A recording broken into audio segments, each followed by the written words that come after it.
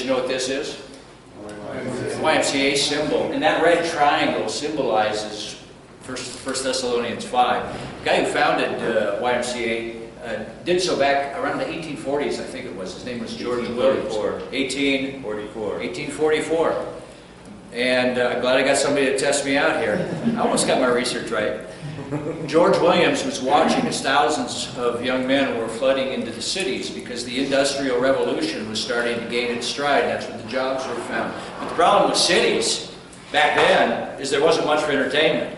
The only diversions that you had after you were done with work were brothels and taverns. And George Williams was a very strong believer, and he was burdened to provide for young men a different type of place where they could grow in, and this is his quote, it became his mission statement, where they could grow in body, mind, and spirit. And that is the inception of the YMCA, and the triangle that you always see in their symbol. And I'll bet nobody who works there even knows it anymore. They do. They do. I'm glad to hear that. It's all about growing in your body, mind, and spirit, which of course echoes back to 1 Thessalonians 5. So let's talk about for a little bit the training of the body. No, I don't see you again. The training of the body.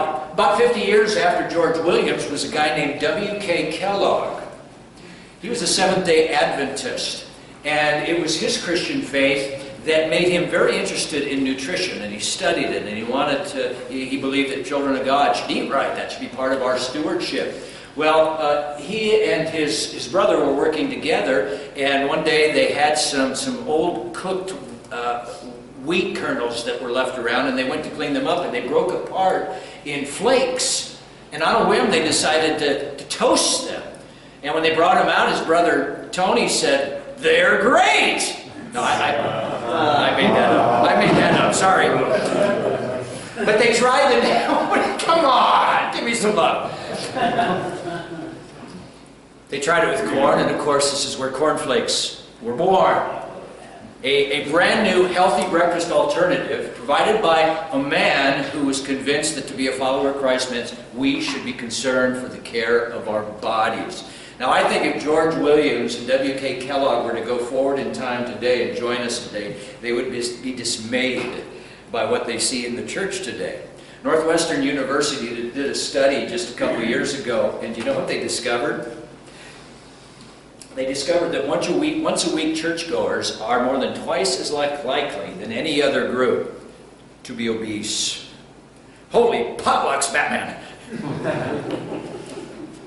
I heard a Christian comedian once who was rather portly, and one of his jokes in his routine was that if my body is the temple of the Holy Spirit, then I'm a megachurch. And it was funny, but you know, I think you'd all agree with me. The training of our bodies, the care of our bodies, should be of concern to us, and it's a key component in the pursuit of sexual wholeness.